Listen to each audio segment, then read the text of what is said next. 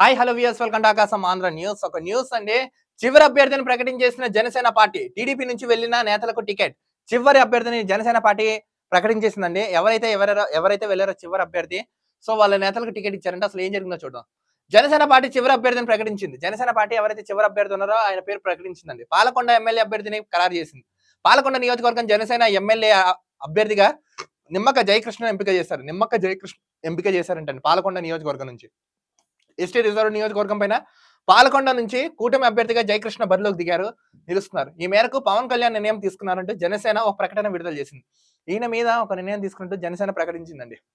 తాజా ప్రకటనతో జనసేన పోటీ చేసే మొత్తం 21 అసెంబ్లీ, 2 లోక్సభ స్థానాలకు అభ్యర్థులను ఖరారు చేశారు. మొత్తం ఇప్పుడు 24 అసెంబ్లీ, 2 లోక్సభ అభ్యర్థులను ఖరారు చేశారంట.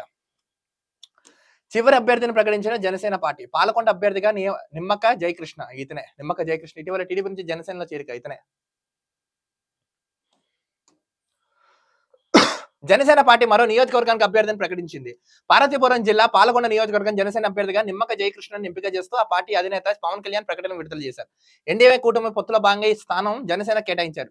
ఎస్టీ రిజర్వ్డ్ స్థానమైన పాలకొండ నుంచి బరిలో దిగేందుకు ఆశావులందరూ ఎంతో పోటీ పడ్డ పలు సర్వే చేసి ఎక్కువ మంది మద్దతు లభించిన జయకృష్ణ పేరును ఖరారు చేసినట్లు పార్టీ వర్గాలు తెలిపాయి. ఈ జయకృష్ణ మంచిగా ఫాలోయింగ్ ఉన్న వ్యక్తి, జనం హృదయం కలిగిన నేత, జనాల్ని బాగా ఆదరించే వ్యక్తి.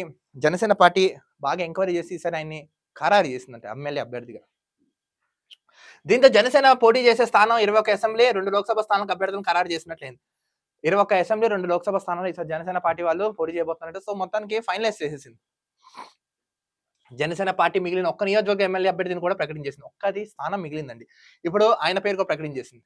ఈ నియోజకవర్గం నుంచి టికెట్ కోసం ఆశావ్యూహాలు ఎక్కువగా ఉండి పోటీ పడడంతో జనసేన సర్వేలు నిర్వహించింది. ఈ సర్వేలో జయకృష్ణకు అత్యధికంగా ప్రజల మద్దతు లభించిందని పేర్కొన్నారు. నిమ్మక జయకృష్ణ ఇటీవల టీడీపీని వీడి జనసేన పార్టీలో చేరిన సంగతి తెలిసింది. ఈయన ఇదివరకు టీడీపీలో ఉండేవారు. టీడీపీని వీడి ఇప్పుడు జనసేనలోకి వచ్చారు. సో ఇతను మంచి మాస్ ఫాలోయింగ్ ఉన్న వ్యక్తి అని సర్వేలు చేయించి టికెట్ ఖరారు చేశారంటే జనసేన వాళ్ళు. టీడీపీ బీజేపీతో పొత్తుల భాగంగా జనసేనకు 21 అసెంబ్లీ స్థానాల్లో 2 ఎంపీ సీట్లు దక్కాయి. ఇందులో భాగంగా విడతల వారీగా జనసేన తమ అభ్యర్థులను ప్రకటిస్తున్నారు. మొత్తానికి ఏంటంటే ఈ జయకృష్ణ అనే వ్యక్తికి ఇతనే పాలకొండ నియోజకవర్గం ఎస్టీ నియోజకవర్గం కాబట్టి జయకృష్ణ అనే వ్యక్తిని ఈయన గతంలో టీడీపీ నుంచి జనసేనలోకి వచ్చారు. సో సర్వేలు చేయించిందంట జనసేన వాళ్ళు. అంతమంది ఎస్టీ నియోజకవర్గాన్ని ఎంతో మంది పోటీ పడినా కూడా సర్వేలు చేస్తే ఇతనికి మంచి జనం ఫాలోయింగ్ ఉందని ఖరారైంది, ఫైనల్ అయింది. సో జనసేన వాళ్ళు పరిశీలించి ఈయనకి టికెట్ ఇచ్చారంట. మొత్తానికి ఏంటంటే 21 అసెంబ్లీ, 2 లోక్సభ స్థానాలకు జనసేనకి ఫుల్ అయిపోయి. సో ఇప్పుడు వీళ్ళు కరెక్ట్గా అభ్యర్థులు రెడీగా ఉన్నారు. ఇప్పుడు ఎన్నికల్లో ఎంతమంది గెలుస్తారు, ఎంతమంది కలిసి వీళ్ళతో ఉంటారు, ఎంత విధంగా వీళ్ళు పరిపాలన చేస్తారు రానున్న రోజుల ఎన్నికల్లో మనం చూడాలి. చూద్దాం ఈయన గెలుస్తారో లేదో, ఈయన రాజకీయ భవిష్యత్తు ఎలా ఉంటుందో. మరో వీడియోతో కలుద్దాం. అంతవరకు చూస్తున్నాండి ఆకాశం Andhra news. This is Dilip signing off.